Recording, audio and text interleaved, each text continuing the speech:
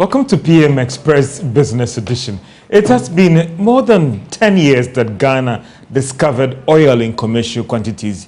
But has this led to the much talked about turnaround of the Ghanaian economy?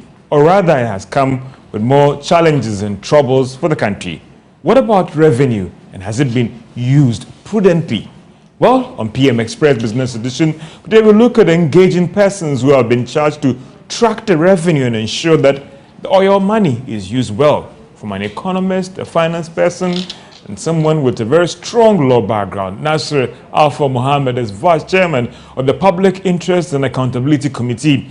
Dr. Tue Champon is a political risk analyst and also an economist. Dr. Lord Mensah is a financial economist. All these things wrapped up on PM Express Business Edition as we talk about oil, the economy, and revenue. All these things should go for a short commercial break, and we will be right back.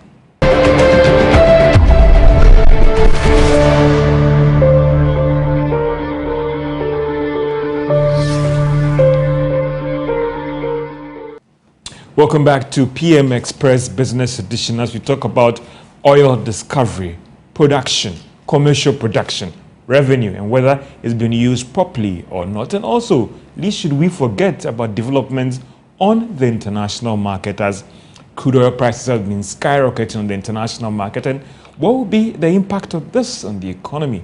Let's talk about hedging.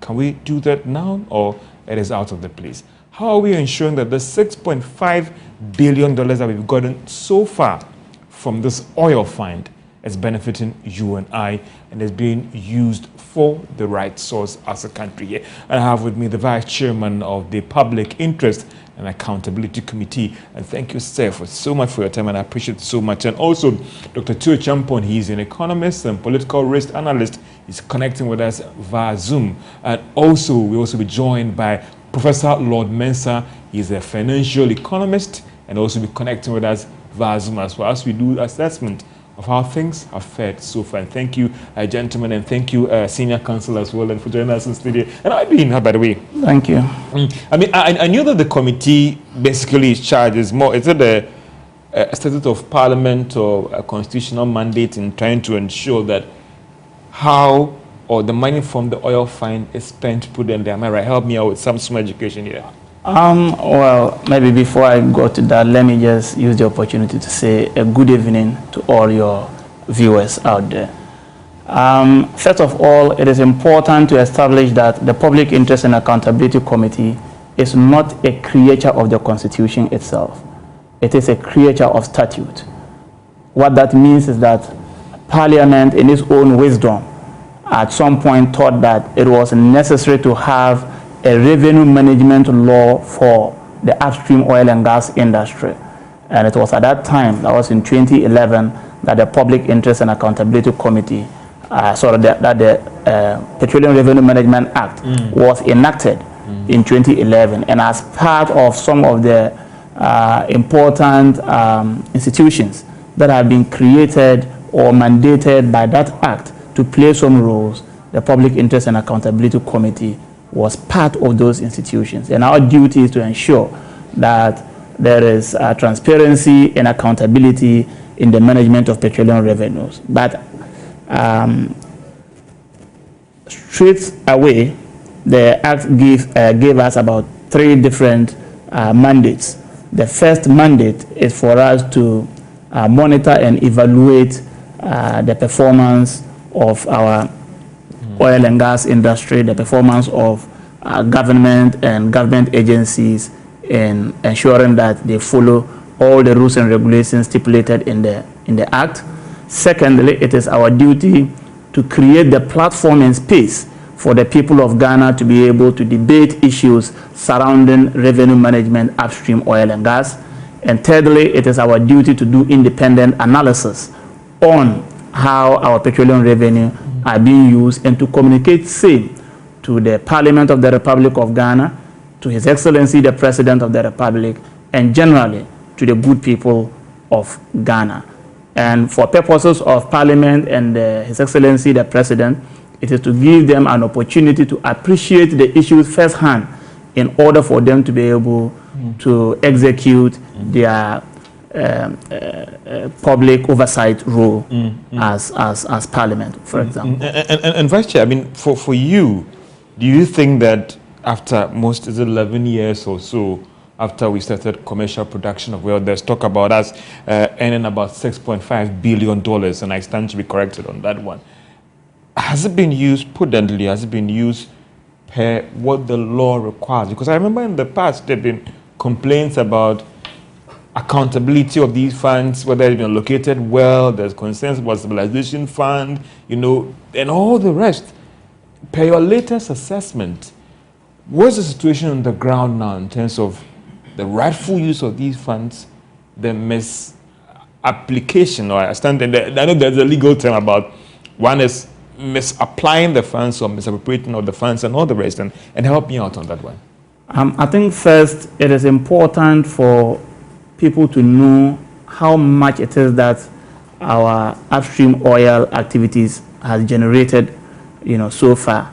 So our latest analysis shows that about 31 billion United States dollars, you know, has, you know, been generated from the oil and gas activities in Ghana. That is put together all the oil exploration companies, yes, total revenue, 11 years, 31 billion. 10 years. 10 years, sorry. Because the assessment was for between 2011 to end of 2020. So okay, we should just say 10 years. In a decade, we have been able to get about 31 billion United States dollars as the value of our oil and gas exploration and production activities. So break it down for me. Is it about... But out of that $31 billion, only about 6.5 billion of that amount was what the Ghana group, that actually came to the Ghana. So this is put together all the exploration companies. Yes. In terms of what they've been able to extract. Yes.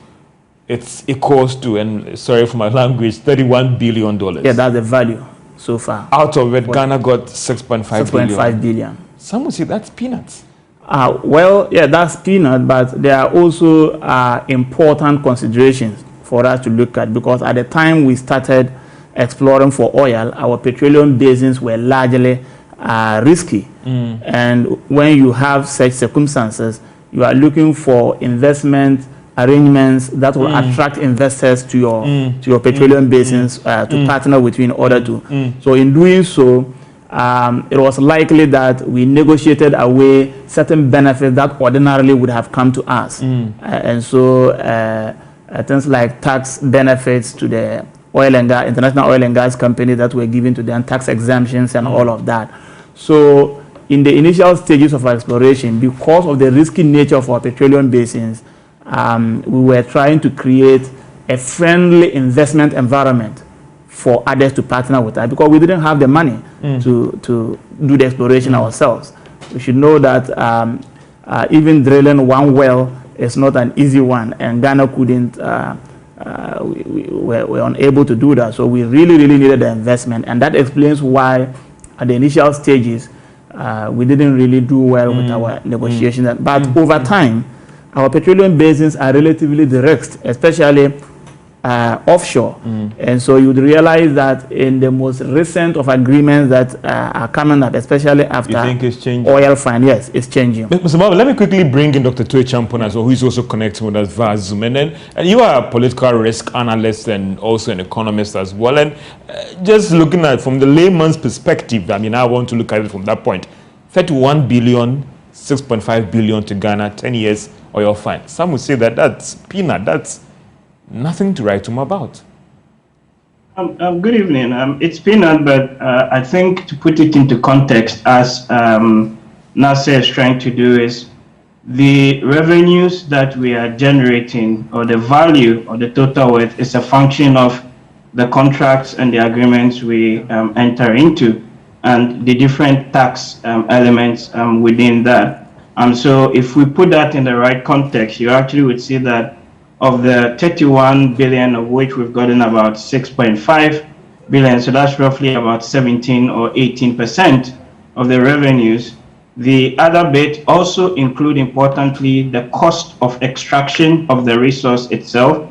So the investors did spend some money and subsequently we need to take out that cost in addition to whatever profits that they would have made. And I've seen some studies that indicate that as much as between 18 and 19 billion is how much has been invested into the upstream sector in terms of cost. So if you put that in the right context, then you begin to see that whatever it is that we're getting really reflects the contracts that we did sign. But what is also quite obvious was that the contracts that we signed in the past were very, very generous to the investors. In fact, I just finished another study that shows that, on average, the government is just around 55%, whereas in other jurisdictions, for similarly sized geographical environment, they're taking about 70,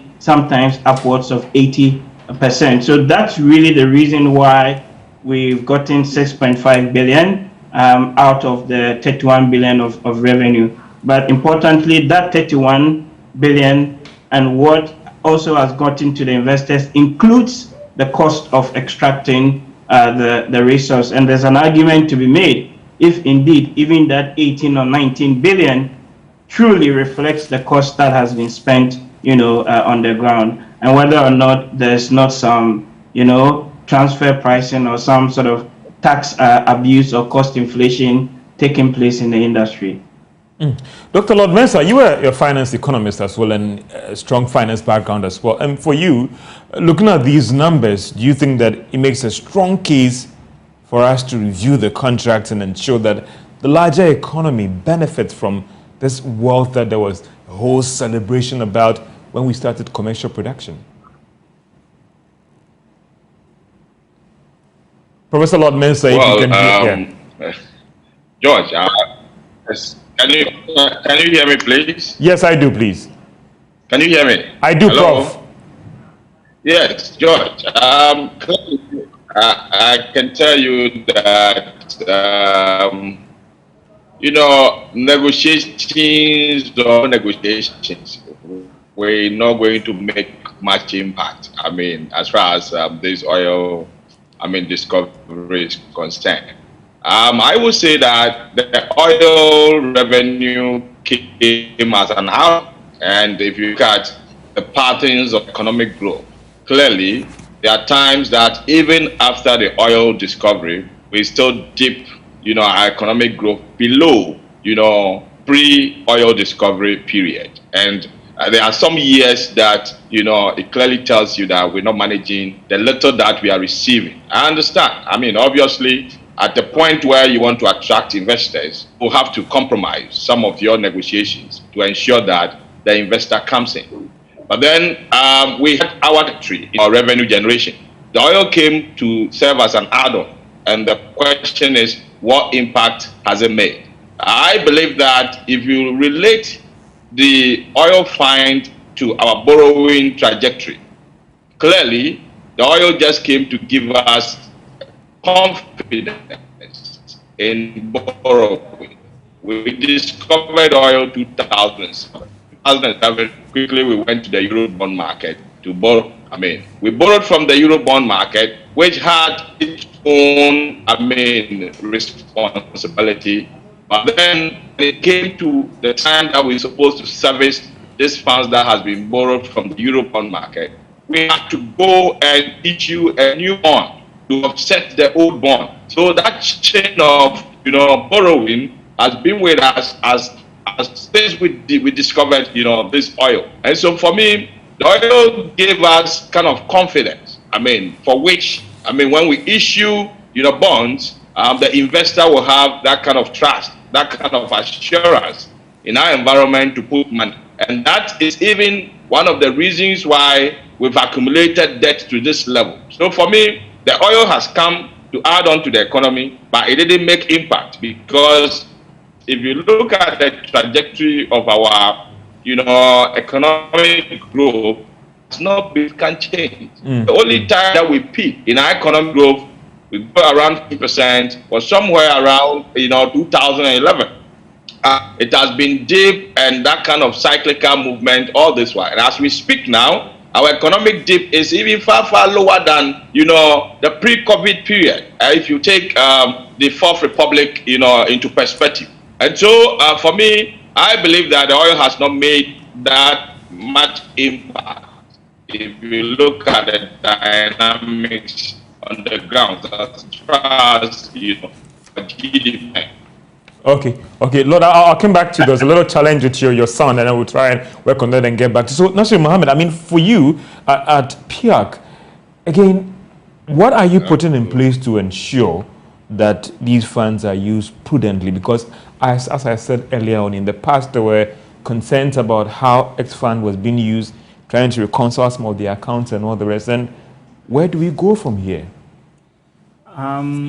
Well, the mandate given to PIAC did not include mandate of enforcement. Okay. In other words, that is why I have a problem. And I know, being a lawyer, you educate me on that one as well. Yes. I have a problem with that. In other words, we have the mandate to do all of these assessments, but we do not have the mandate to enforce our findings. The issue of enforcement of findings lies with the Parliament of the Republic of Ghana and or His Excellency the President, to whom we, you know, present our reports to. The idea is that Parliament, constituting the elected representative of the people of Ghana, should be able to digest our reports and to see where some people have flouted some of the laid down rules and regulations in the Act, and to take effective steps towards either investigation further or prosecuting some of those. So Parliament, for example, can direct that for a person who has offended against the provisions of the PRMA, such a person is referred to the Office of the Attorney General for further investigations and prosecutions. I know, Mr. Mohammed, I know you've, in the past, you have identified certain cases that you took to Parliament, and if you can even help me even with one of them, and that action has been taken on that by Parliament. Like, you see, it's not only Parliament that is required to take action in terms of some of the issues that we have raised over the past 10 years. But when it comes to Parliament, then you should be talking about issues that we raise in terms of wrongful lodgement of certain amounts of monies into certain accounts, because the PRMA is clear on which accounts that monies should be lodged into. If that is not being complied with the law, exactly. So that's why raising the flag might not be enough. So, but that is where the law places us. The law places us at the intersection of raising those concerns for Parliament or His Excellency the President to take over from us. Of course, during our rounds, when we went around the country, there have been concerns by citizens of this country who think that PIAC, like organizations such as SNIT, should be given the prosecutorial powers to be able to prosecute offenders of the law. Unfortunately, until Parliament takes such a decision, PIAC cannot just claim it by ourselves. You think Parliament should do that? You think that you are a lawyer? Personally, certain where I sit, I think that Parliament should rather activate its proactive mandate. Parliament should be very proactive enough to be able to ensure that PIAC reports are followed through to the end. And I say so because when you even look at our most recent report, when you look at it very well, you would realize that the assessment of Parliament was put at somewhere around, we have assessed all the organizations, all the agencies, and so assessing them from adequate, not adequate, to satisfactory, beyond satisfactory, and all of that. So you realize that PIAC, Bank of Ghana, Petroleum Commission were put around satisfactory performance. But when it comes to, say, the Ministry of Finance, the Parliament of the Republic of Ghana, that was put one step below the satisfactory. But I'll try and find out from you earlier on that do you think that now, looking at what has happened so far with your recommendations and reports, you should be given the prosecutorial power to go ahead and do we are open to an open discussion about this by the people of Ghana. I say so because PIAC as an institution, we have not come to a compromise. And I'm speaking for PIAC, so I don't want to say that PIAC says we really want it. Yeah. When we have not had that conversation at our plenary to suggest that PIAC says we want to be given prosecutorial powers. But I'm saying that there is a strong voice from the people of Ghana that suggests that PIAC findings and recommendations are not being followed through to the latter, and that it is important that we rethink whether or not to give PIAC the teeth to bite, the prosecutorial power, just like some other organizations in Ghana, where the Attorney General has ceded part of his or her prosecutorial powers to such organizations in order for them to be effective. So there is that strong voice across the country that this could be done for PIAC, and if that happens, we will receive it. All it means is that PIAC will have to set up a legal department and strengthen that legal department to the extent that they can prosecute offenders and all of that. I know that in the past you raised issues about, and help me out with the legal, this and the misappropriation of funds or misapplication of certain funds.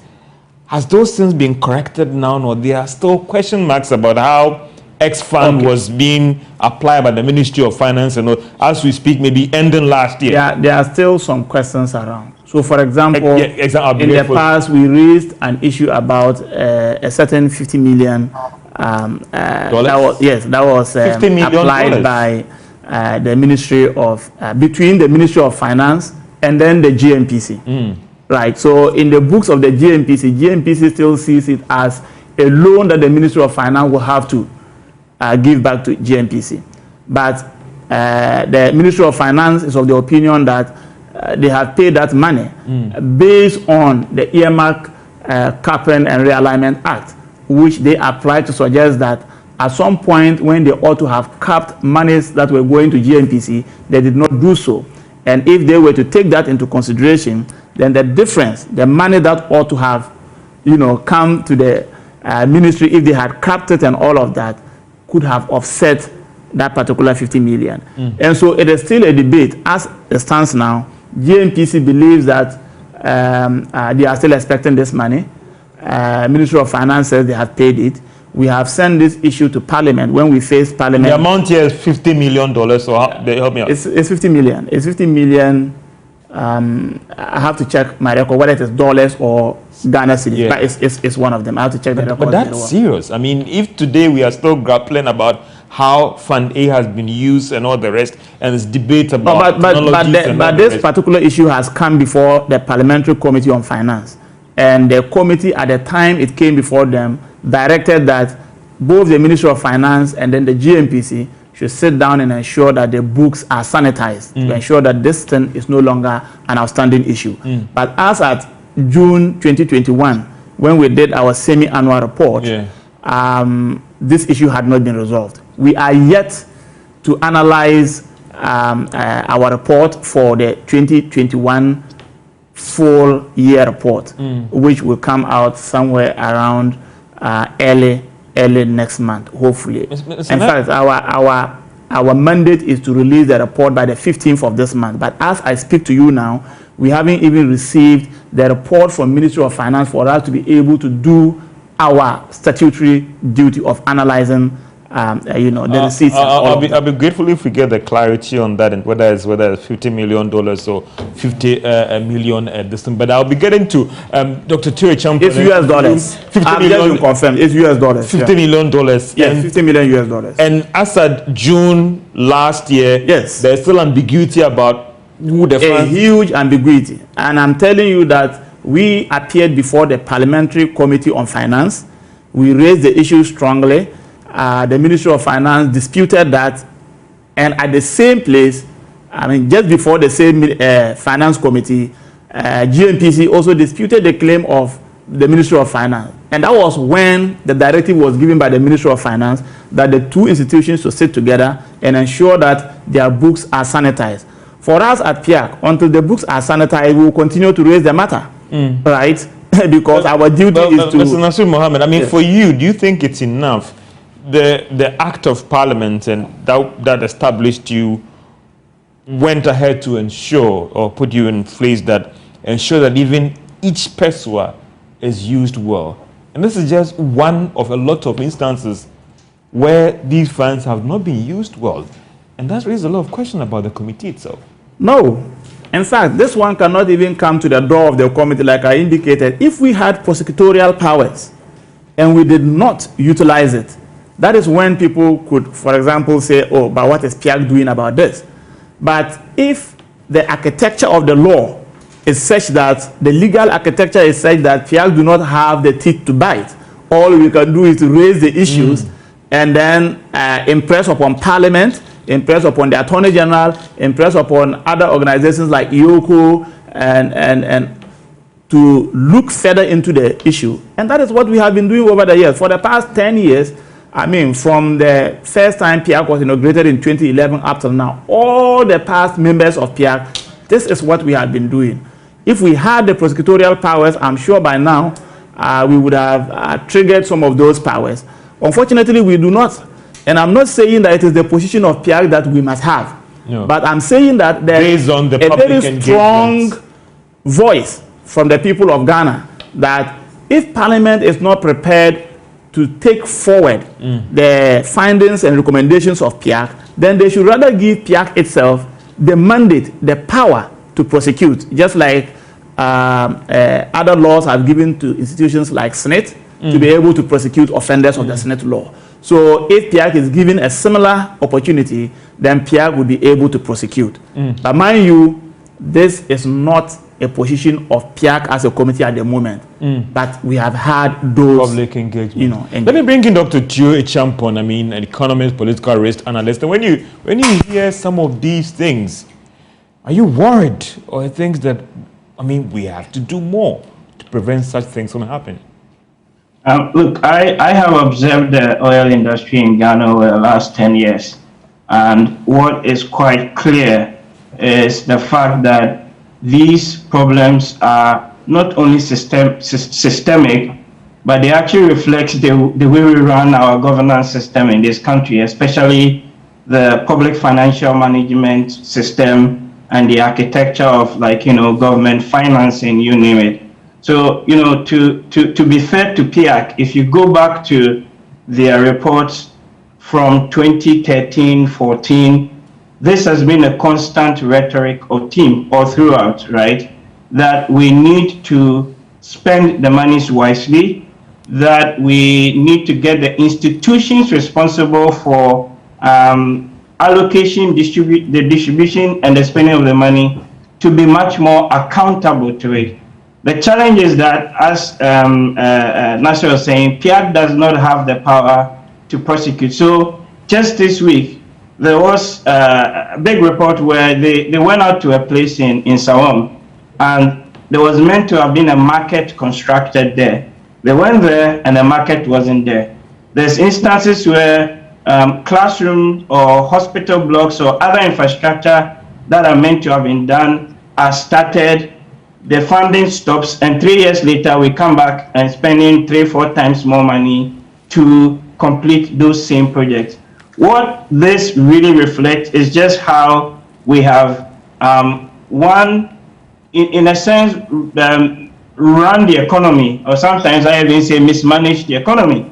Because what you can again see is that even with the coming on stream of oil in late 2010, but especially from 2011 onwards, it is very clear that there has been very little or negligible impact of those oil revenues on the economy of Ghana at the micro level. And we've done a lot of work simulations around it. So if you take even the GDP numbers as a start, it's only 2 years, 2011 and 2018, that you see a positive impact. All the other years, it has been very small or negligible, despite the revenues. You do see some impact of that on our trade balance, because the oil exports is actually constituting about 28% of our total export base as a country now. But it is not filtering through to the 3 key areas of the economy. It's not filtering through into agriculture, neither is it filtering through into manufacturing, and we see some small evidence of that filtering through into the services sector. But even that, it does not last. And it comes back to the use of the revenues and, the extent to which we have utilized that to catalyze other aspects of the economy. So if you take the ABFA component of the revenue just on its own, within the 10 years, about 54% of those monies have been dedicated to roads and other infrastructure. Interestingly, when PIAC went around the country in 2016 and asked Ghanaian citizens, what do you want your oil money to be used for?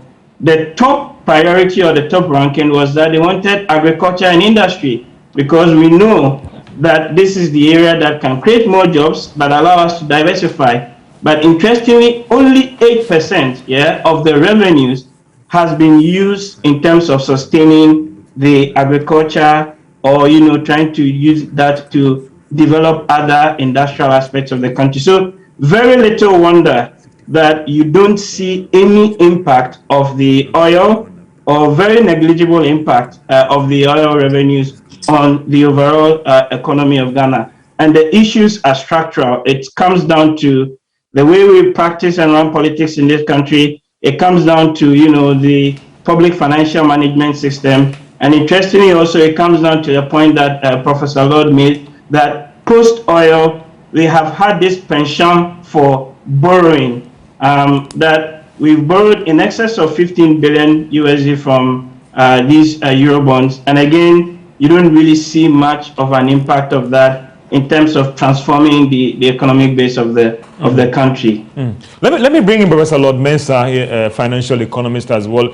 When you hear some of these things as a finance economist and you read the Auditor General's report, where are we getting it right or wrong by ensuring that the laws bite to protect the public purse? Well, George, you see, this country, I don't want to talk much about, how we source for funds. As for funding sources, getting money from our oil, getting money from external source, Euro bond market, natural resources, I would tell you that we have avalanche of space to raise money. But the question is, how do we manage what comes in? That is where the problem is. The little that comes in, how do we manage it? If you look at the history of this our oil that we are talking about here, the contracts that we engage ourselves in, and if I say contract, the laws that are binding, I don't think our economic managers do respect these laws, and as a result of that brings about this kind of mismanagement that we see. I was driving at a point when I had a problem with, my son. Clearly, I made a statement that the oil just came to give us that kind of confidence to borrow from the international market. Because if you look at pre-COVID, our economic growth trajectory was very, very smooth. You could see economy growing from 4%. I'm talking about, if I look at a space within our fourth republic from 2000 year upwards. Clearly, you see the economy growing gradually from 4% all the way to 6%. But post-oil fine, we can see the economy growing to the lowest level of about 2%. And so, we've not seen any different. The only thing the oil has come to do is to increase the uncertainty in our economic growth. And that is how I see it. And, this uncertainty is as a result of how our economic managers behave. Having a natural resource of that nature and taking decision towards it. Earlier on, you were asking whether if we go and renegotiate a contract, we can benefit from it. But like I said, we renegotiate it. That is a way we are increasing the inflows. But trust me, whatever comes in, mismanagement will catch up with it. And effectively, we will not realize anything or any impact as far as our oil is concerned. For me, we have discovered oil all right, but then, the oil is giving us an add-on inflows because we already had, our revenue generation before. And I like the way we present our budget. We present the budget indicating revenue with oil, and then revenue without oil. So clearly, it gives you the signal what's the impact that the oil is making. And effectively, that impact is nothing to write about. Interesting. Nothing to. Let me come to Nashim Mohammed, Vice Chair of the Public Interest and Accountability Committee. And let's fast forward a little bit because of time constraints and all the rest. And anytime I do stories about crude oil prices going up on the international market, I have some of my friends asking me, but George, we also export. It is a good time for us. When you go through the budget, there was a benchmark of $65 a barrel, and I stand to be corrected on that one. I'll come to your champion and Lord Mensa as well. Now we're looking at over 100 and something this thing. Is PIAC aware the extra revenue that has come in so far? The procedure we use in doing our report, this upward, the increase in the oil prices is happening over time, steadily over time. As of June last year, when we did our semi-annual report, it did not get to a point where we were to do a full-scale analysis of what the difference would be. But as I speak with you now, we are scheduled to have our first review meeting for the full year report. And that's why I was saying that we are still waiting even for the report from the Ministry of Finance. Perhaps if the Ministry of Finance report has gotten to us, maybe it is yesterday or today and it didn't come to my notice. But we have received from all other reporting entities that report to PIAC about this, except the Ministry of Finance. But the Ministry of Finance report is very essential for us to be able to do the kind of analysis that we are talking about.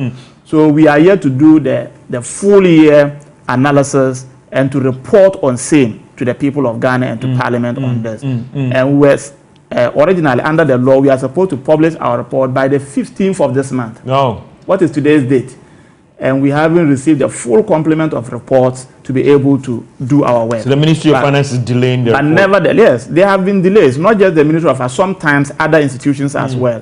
But on this particular issue, it's the Ministry of Finance that is outstanding in terms of giving us their report for us to ensure that we meet the reporting timelines. So at the moment, we are nevertheless going ahead with our analysis, hoping that the Ministry of Finance report will come in time for us to do the necessary amendments before our report. And all of that things being equal. And all of these things if the ministry is able to submit the report tomorrow, you may have a fair idea about the extra revenue that has come in. Of course. And what has been the practice in the past? Help me out. When these extra revenue comes in, what is it used for? Because now there is call or there is push to listen. Use that extra revenue to cushion more stabilization, the price of the pumps. Can it be done? I think we need to get something right. That the law is clear on how petroleum revenues should be used. And help me out here, because yes, there's a strong push out there. The law has clearly stipulated about 12 different priority areas, out of which the law says that within a space of 3 to 4 years, the Minister for Finance should choose about 4 of those priority areas out of the 12 priority areas to which the annual budget funding amount should be spent on. Can it be used? So, if, for instance, we go through the budget today and realize that maybe $100 million has come in extra from what they budgeted. These are just scenarios here. Yes. Can we use about $20 million of that to cushion consumers here in terms of prices at the pumps? Can it be done? That's why I'm saying that it depends. For example, how you use the money is already predetermined for 3 years running. So, for example, assuming the government of Ghana were to come today for the next 3 years to say that we are going to use the annual budget funding amount for ABCD reasons. So it can be used? It is possible for it to be used, especially on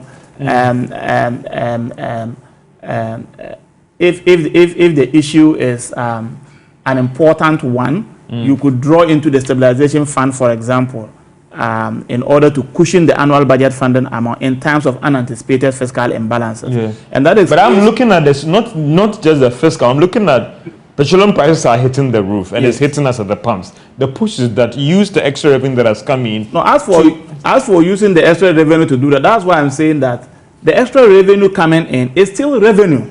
So it can be used. It is still, yeah, it can be used, but as to whether it can be used strictly for the purpose you are talking about, it's another thing. Interesting. Can I jump in? Yeah. Just sorry, Dr. Teo, to jump on. I can't get to this. Yes, I mean, look, you cannot use the Yes, extra revenues that we're getting now to support or cushion No, consumers. help me out, because there's been a Let me strong explain. push out. Help me out. About to Yeah. explain. Yeah, you can't do that.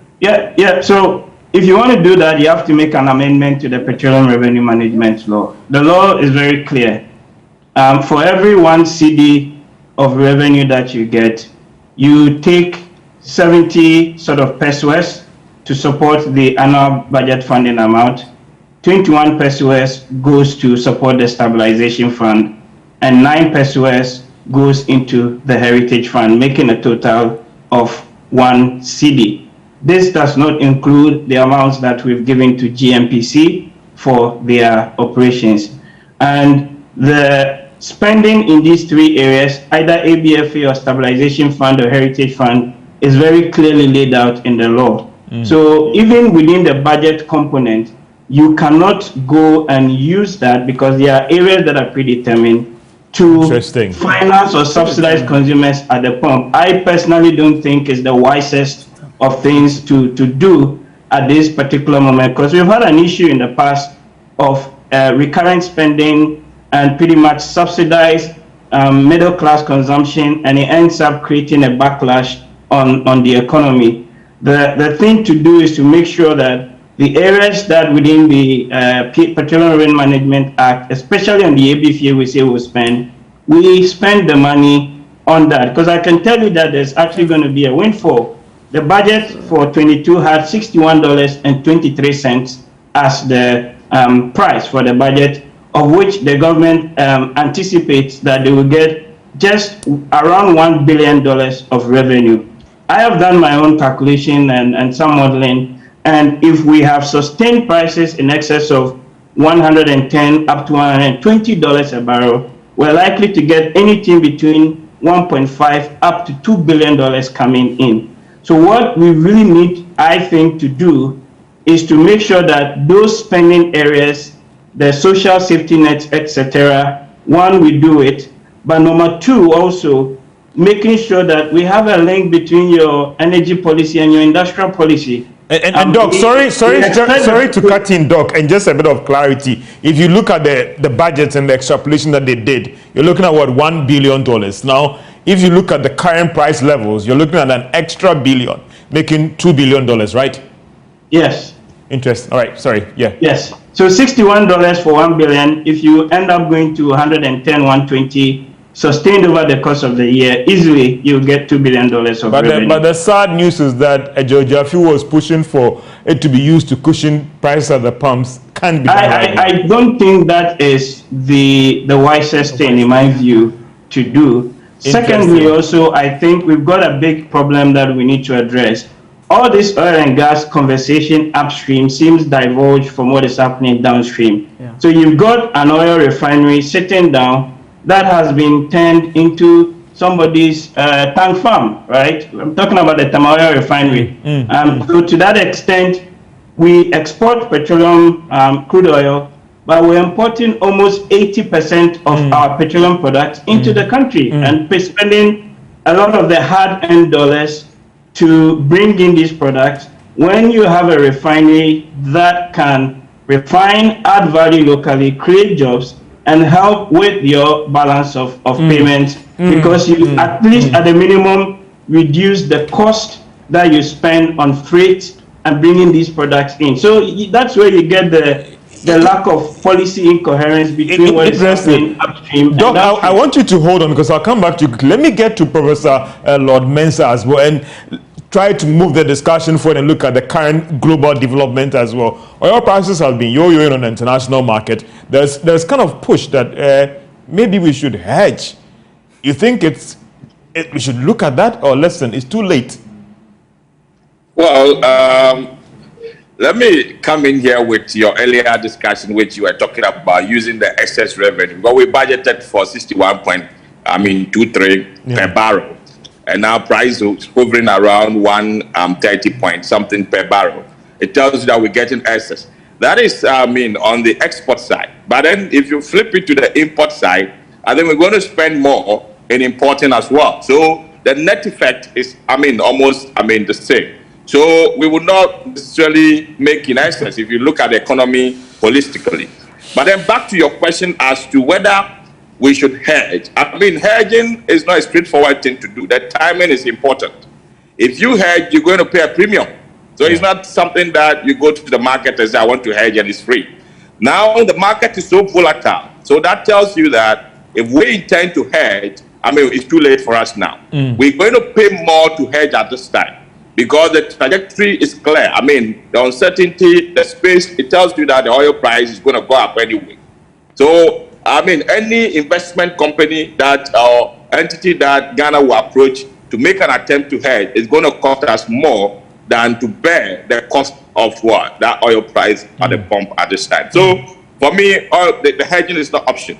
If you want to hedge, we should have indicated that earlier. And I'm wondering why our management has not been thinking in that direction. Because, whatever the case may be, you don't control the dynamics of these, commodity prices. Anything can happen at any time. And especially when it is happening at the global front. At the global front, you don't control what is happening there. And that is why, insurance like hedging is very, very important, at any point in time. Though this Ukraine issue, we never knew it was going to happen at this moment to, push prices of crude at that, higher level. Okay. So for me, I think it's something that we need to look at, but it's too late to take it now. Let me come to Dr. Champon in trying to wrap up in your final thoughts. IMF today was warning that, listen, developments in Ukraine expect fuel prices to skyrocket.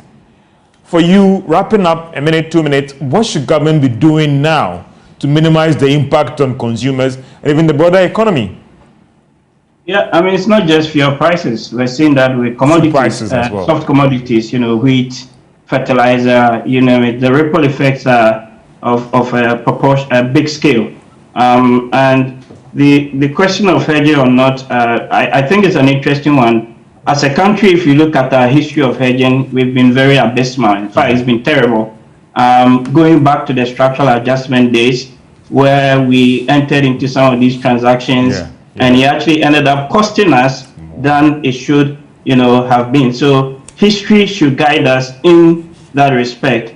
And to support, Prof. Lord's point, you only hedge in good times. There's too much volatility in the market now to actually want to even think or contemplate hedging at the moment. But what must the government do? I have indicated a number of areas, but one of the immediate one, I think, is particularly the area of LPG. I've been hammering on this probably since prices went up to about $80 a barrel, that if you look at LPG consumption in Ghana, very, very elastic.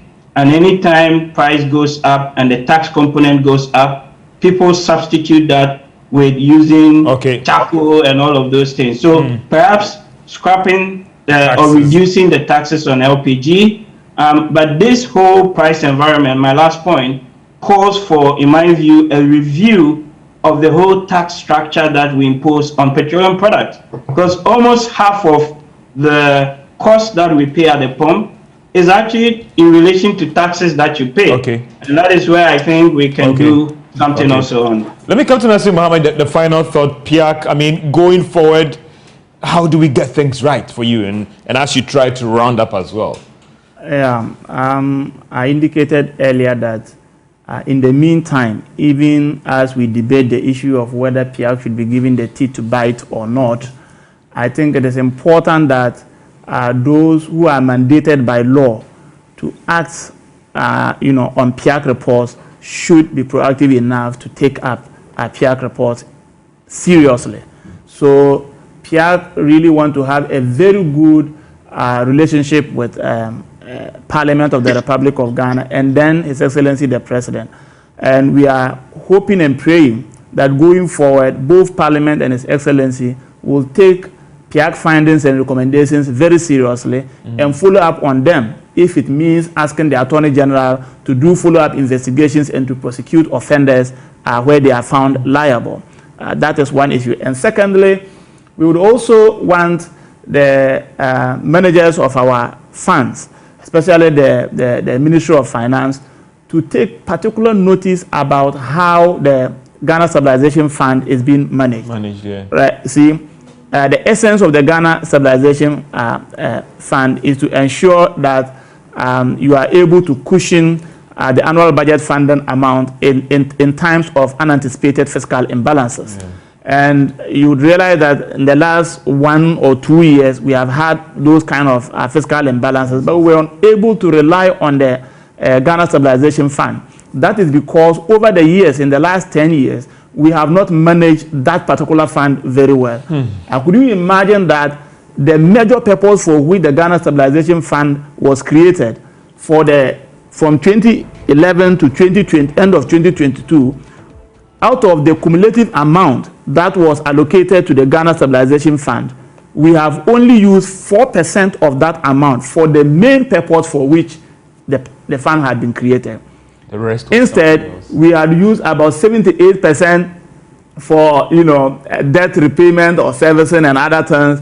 And so you begin to question yourself, then what at all was the basis for creating the Ghana Stabilization Fund? So the Ghana Stabilization Fund for PIAC is one particular fund that government will have to look at and ensure that we send the money that is supposed to be sent to the Ghana Stabilization Fund. We have to do that consistently, and also ensure that when we cap it, we shouldn't cap it in such a way that we rather will skim off the major part of it for other purposes. We should be able to grow the Ghana Stabilization Fund to our benefit. Nasir Alpha Mohammed is the Vice Chairman of the Public Interest and Accountability Committee. Dr. Choi Champon is a political risk analyst and economist. And Dr. Lord Mensah is also a financial economist. And thank you, gentlemen. And I know the debate is still going in your homes about whether we've gotten it right. Has it been a blessing? Has it been a curse? Whether the revenue has benefited all of us or not. PM Express Business Edition. Have a great day.